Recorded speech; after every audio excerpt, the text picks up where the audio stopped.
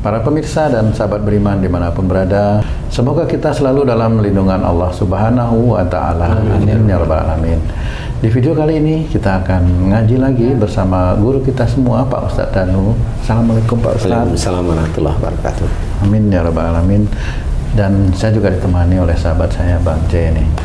Sehat Bang J? Alhamdulillah. Alhamdulillah. Tung sehat kan? Alhamdulillah. Alhamdulillah. Sahabat beriman dimanapun berada, banyak sekali wanita-wanita, ibu-ibu atau wanita-wanita muda yang ada di sekitar kita itu mengalami bleeding ya, atau pendarahan. Kadang-kadang juga kasihan ya kalau orang wanita dia menstruasi sudah hilang atau 2 hari muncul lagi seperti itu, ada bleeding dan pendarahan. Pak Ustadz, bleeding itu sebenarnya disebabkan oleh apa Pak Ustadz? Iya, bismillahirrahmanirrahim. Assalamualaikum warahmatullahi wabarakatuh. Waalaikumsalam warahmatullahi wabarakatuh. Amin ya rabbal alamin. Jadi kalau bleeding, selama ini saya sering tangani, insya Allah itu sebabnya cuma satu kok. Jadi lisannya itu, si wanitanya lisannya itu tajam lah istilahnya. Kalau saya bilang pedas, nggak harus pedas, tajam. Jadi kalau mamanya dia punya suami, kalau suaminya ngomong ini selalu dibantah, dan itu dengan tekanan emosi, bisa dengan ego, bisa dengan marah. Nah, emosi inilah yang itu dilakukan terus-menerus dengan suaminya atau dengan orang tuanya. Ini insya Allah menjadikan wanita tersebut akan bleeding, insya Allah. Dan itu nanti lama-lama akan terkena kanker. Entah itu kanker leher rahim atau kanker rahim. Rahim. Itu insya Allah akan menuju ke arah sana. Ya, jadi seorang wanita di umur belum ada 45 atau 45 lebih dikit ya, 47, 48 umpamanya seperti itu, kalau dia bleeding biasanya rata-rata ada unsur marah dengan suaminya, ada unsur dengan orang tuanya, khususnya adalah bapaknya, khususnya dengan bapaknya. Nah, di titik inilah seorang itu harus paham bahwa marah itu memang dilarang oleh Allah Ta'ala, yang disampaikan kepada Rasulullah melalui hadisnya, jangan marah bagimu surga. Itu kan seperti kalau di kajian itu kan, jangan marah bagimu surga, la taktub walakal jannah. Itu kayaknya menyejukkan, oh ya nggak boleh marah, hanya gitu aja. Nanti belum selesai keluar dari kajian itu udah lupa. Karena ringan di telinga itu enak gitu ya, jangan marah bagimu surga. Kalau marah ya kamu akan masuk neraka, jelas seperti itu. Salah satu gambaran neraka adalah yaitu tadi sakit. Kalau hubungannya dengan kalimat-kalimat yang tajam, kemudian emosional, kemudian ada ego, kemudian ada kekakuan, merasa yang diomongkan itu selalu benar, ada emosi, insya Allah itu bleeding, insya Allah. Nah, bleeding ini saya pernah nangani kasus bleeding 2 bulan lah kurang lebih ya, lebih dari 2 bulan, tapi nggak lebih dari 3 bulan. Dia dikasih obat yang keras sekali untuk menghentikan bleedingnya itu tetap nggak bisa. Nah, akhirnya ketemu dengan saya, kemudian saya kasih nasihat karena di situ ada suaminya. Ya saya tanya, Mbak, kamu itu sering nggak sih ngomong penuh dengan emosi, ngotot, kaku, ego dengan suami? Saya tanya begitu. Dia masih diem, mikir-mikir, kalau matanya sama gini-gini kan sudah hafal. Nah, ini mau malu kali Pak. Tapi langsung dijawab suaminya, sering. Ya. Oh, selamat sebenarnya dia istrinya itu ya. Dijawab sering. Nah, berarti ini sebenarnya adalah dia tidak, istilahnya belum terlalu jujur dengan seperti itu. Tetapi suaminya, karena suaminya juga ingin istrinya sembuh, ya yang ngomong apa adanya, jujur. Nah, ini udah jelas dijawab sama suami, berarti kamu seringnya kalau ngomong tuh tajam, ada ego, ada merasa benar, ada ini, ada ini seperti itu tidak boleh. Itu makanya ada tekanan di rahim, ada tekanan di leher rahim. Istilahnya itu pembuluh darah di darah itu membesarnya lebih dari biasanya dan tidak terhenti. Ya itu sama, ini mulut dengan itu sama. Ya itulah. Banyak sekali ya cabang-cabang marah tadi yang Pak Ustadz jelaskan. Nah, ada seorang ibu-ibu hamil itu Pak Ustadz. Dalam hamilnya dia juga mengalami pendarahan, bleeding. Apa itu sama Pak Ustadz penyebabnya? Hampir mirip aja sebenarnya dalam pendarahan. Dalam hamil itu dia bleeding itu hampir mirip. Dia jengkel dengan suaminya. Udah itu aja. Jengkel, mau nyimpen, mau ini. Kemudian kalau sampai keguguran beneran, sampai keguguran itu dia mikirnya dia jengkel sama suaminya. Kemudian dia mikir ke arah bayi. Dia mikir ke arah bayi itu, kalau dia begini, males aku punya anak, umpamanya seperti itu. Kalau dia tuh ngeluyur terus, padahal aku di rumah kan gini, males aku punya anak, keguguran biasanya. Karena ada ucapan seperti itu biasanya keguguran.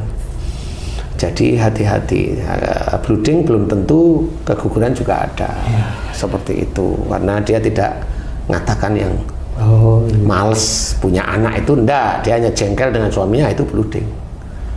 Nah, suaminya kenapa? Emang jengkelin, umpamanya pacaran sama wanita lain padahal dia punya istri, kemudian nyanyain itu apa ya, kaku, ya emosional. Jadi kan istrinya apa namanya ya?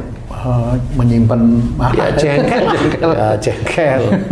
Kecuali istrinya yang cuma nyuruh antar ke tamjid dong, nah itu kan nggak terlalu neken lah itu. Ya insya Allah itu sama, itu juga sama, menyimpan marah itu kalau bleeding seperti itu. Tapi dia tetap tidak memikirkan si anak sehingga bisa aman. Tapi kalau dia mikir, dia kalau suamiku kalau begitu ngapain punya anak, sudah, tunggu aja waktunya, gugur itu biasanya, karena dia nggak ikhlas. Apakah bleeding itu juga bisa menyebabkan kematian, Pak Ustadz? Ya bisa aja. Orang ketabrak sepur itu ya bleeding ya. Karena ketabrak dulu baru bleeding. Iya. Ya mati. Tapi mimisan itu bukan bleeding ya, bukan ya Pak Ustadz? Itu bleeding kecil. Oh ya gitu ya?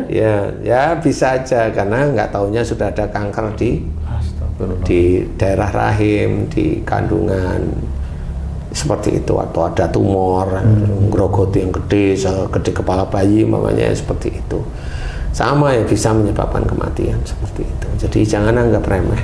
Mulut ini berbisa-bisa, manfaat juga bisa. Milih yang mana seperti itu. Jadi kalau milih yang cerewet, omong semaunya sendiri, tinggal tunggu aja tanggal mainnya dia. Mainnya dia gimana? Mainnya dia itu ke kuburan dia. Kalau nggak mau main ke kuburan, dia antar lah nanti. Makanya harus hati-hati. Dan ini pernah, alhamdulillah, orang yang ketemu dengan saya tadi ngobrol, akhirnya dia paham. Kemudian saya bantu doa. Besoknya alhamdulillah berhenti bleedingnya. Makanya harus memahami bagaimana kalau mulut itu omongan itu tidak manfaat, ya seperti itu salah satunya. Mulut itu identik dengan itu aja. Masalahnya Ustadz, orang nggak mau berhenti ngomel, marah itu karena ada satu perasaan merasa benar itu ya. Saya belum tahu akibatnya. Sebenarnya kan bisa merasa benar, bisa. Ini kan psikologis ya. Merasa benar bisa. Gengsinya lebih tinggi dari pasangannya bisa. Atau dia tahu sejak awal pasangannya itu nyenengin dia. Nyenengin. Karena marah jadi nyenengin gitu. Nyenengin, jadi dia itu kan psikologis sih. Psikologis itu kalau mamanya kayak Haji nih, istrinya di rumah aja, Haji selingkuh. Kan tahu istrinya di rumah kan nggak mungkin kemana-mana. Haji selingkuh, karena Haji secara psikologis tahu istrinya nggak kemana-mana. Jadi istrinya selingkuh. Istrinya selingkuh, Haji selingkuh seperti itu. Bisa nggak itu? Bisa ya? Itu kan psikologis. Betul. Tahu mamanya dia merasa, Haji merasa saya nggak ditanganin sama istri. Kan bisa aja Haji bilang begitu, saya kan nggak tahu waktu di rumah kan saya nggak tahu. Ditangani istri atau enggak kan nggak tahu. Tapi ditangani itu maksudnya apa? Itu mamanya saya itu kalau di rumah itu dibiarin sama istri saya. Ceritanya kan begitu. Dilayani. Iya, Haji ngomongnya ke saya kan saya nggak tahu. Saya nggak pernah Malam hari haji gimana saya nggak pernah ngintip kan gitu ya. Tapi di titik itu akhirnya haji juga selingkuh, cari-cari wanita lain yang bisa nyenengin hati kan begitu. Bisa kan begitu cerita bisa. Nggak taunya haji itu memang kalau lihat wanita memang seneng lah kan nggak ngerti saya. Itu kan psikologis sih sebenarnya. Jadi nggak harus orang itu merasa dia lebih benar lebih ini. Nggak harus kok banyak. Faktor psikologis itu banyak sebenarnya, banyak penyebabnya sehingga si pasangannya haji ini dia mau menyuruh mamanya, akhirnya dia ngomel aja. Kenapa? Mamanya haji diomelin dimanja, dia ngomel aja terus dari dulu sampai sekarang ngomel aja dia. Psikologisnya Blooding nggak tuh dia seneng. Loh, kalau nanti mau meninggal aja blooding bisa aja kan gitu ya. Ngomel kan bukan marah ya Pak Ustadz? Sama, ngomel tuh marah juga. Karena tahu kalau mamanya haji itu kalau diomelin diem. Nah akhirnya dia kan merasa menang, dia di atas angin istilahnya. Nah itu kan psikologis. Sehingga kenapa orang ngomel kok nggak diem? Nah dia merasa di atas angin. Nah ini harus belajar sehingga bagaimana kita itu bagi ibu-ibu, mbak-mbak belajar berkatalah yang baik pada siapapun, pada suami, kepada saudara, kepada orang tua, berkatalah yang baik. Insya Allah jangan marah juga disimpan, jangan nanti ada kiste nanti di daerah rahim sama. Jadi nggak boleh marah, biasa aja. Kalau nggak cocok itu biasa aja. Dilatih lisan itu berkata baik, dipikirkan kata demi kata, disusun agar menjadi kalimat yang orang lain mendengar itu seneng kan gitu ya. Bukan nyenengin orang lain, enggak, kita nata omongan sendiri agar orang mendengar itu seneng, tidak jengkel. Tekanan juga diperhitungkan. Kalau mau ngasih nasihat tekanannya itu datar, lebih ke arah tenang. Jangan tekanan tuh, kamu sholat, sama aja itu kan marah. Tapi kalau tekanannya maunya, Mbok kamu sholat, kan beda. Oh iya. Atau dari datar terus tinggi gitu, kan grafiknya. Astagfirullah, susah banget Pak Ustadz. Kita harus benar-benar belajar, walaupun itu di teman-teman wanita, perempuan, ya kita laki-laki juga sama. Kalau laki ada bloodingnya juga, Ustaz? Memang jarang, siapa tahu keluar beneran blooding kan gitu ya. Nauzubillah Ji. Bukan blooding, bengkak nanti malah nggak enak juga kan. Sariawan aja udah luar biasa sakitnya. Iya. Jadi menjaga kalimat itu kata demi kata kita pilih itu bukan karena kita itu mau dipuji, enggak, karena Allah aja. Saya nggak mau dosa di hadapan Allah Ta'ala, sehingga kalimat demi kalimat itu harus keluar dengan enak, dengan baik, nenangkan semua orang seperti itu. Jadi tidak bisa asal ngomong, itu tidak bisa. Tidak bisa. Harus benar-benar disaring. Nah, kalau orang sudah bisa nyaring tersebut, ya insya Allah orang-orang seperti itu orang yang takwa kepada Allah Ta'ala. Tapi kalau orang walaupun dia itu ahli agama, tapi omongannya kacau, walaupun nggak semuanya kacau lah. Suatu ketika kacau, suatu ketika kacau, suatu ketika kacau. Nah, ini belum, unsur takwa belum kuat.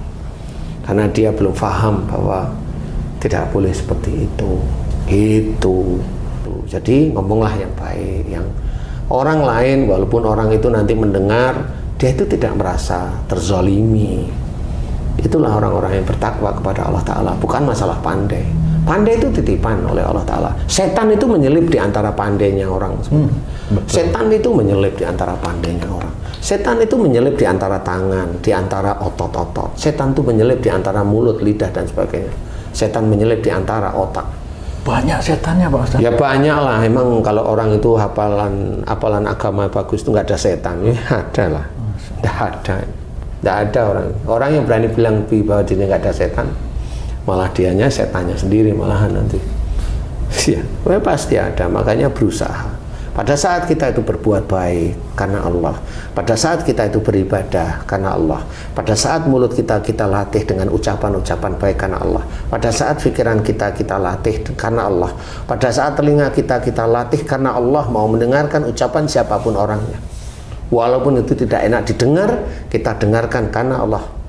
Dan ini orang ini sudah benar-benar menjalankan, dan setan di dalam tubuhnya tidur. Insya Allah seperti itu. Gak kuat dia setan seperti itu. Nah, orang yang seperti itu nanti setannya bisa aja pindah ke kamu tuh. Pindah kos dia. Berarti punya nama setan. Iya. Harus kita pahami bahwa berkata-kata itu harus baik. Insya Allah seperti itu, karena dosa itu diawali dari yang paling banyak itu dari lisan yang tidak tertata. Nah, kita coba untuk belajar taat kepada Allah Ta'ala melalui lisan. Nah, mudah-mudahan ini manfaat bagi teman-teman wanita, sedulur beriman yang wanita, yang perempuan, agar bisa mengerjakannya semata-mata karena Allah Ta'ala, bukan karena ingin dipuji, bukan karena ingin dijunjung, bukan ingin diindah, karena Allah aja. Biarlah Allah yang menilai kita dengan kalimat-kalimat yang baik. Insya Allah mudah-mudahan itu bisa menjadi penyemangat hidup kita, bahwa insya Allah malaikat raqib yang capek menulis lah istilahnya. Mudah-mudahan seperti itu, mudah-mudahan manfaat. Wallahu a'lam. Amin. Alhamdulillah, terima kasih banyak Pak Ustadz penjelasannya. Sahabat beriman dimanapun berada, jumpa di video kami yang lain. Wassalamualaikum warahmatullahi wabarakatuh. Waalaikumsalam warahmatullahi wabarakatuh. Alhamdulillah. Alhamdulillah.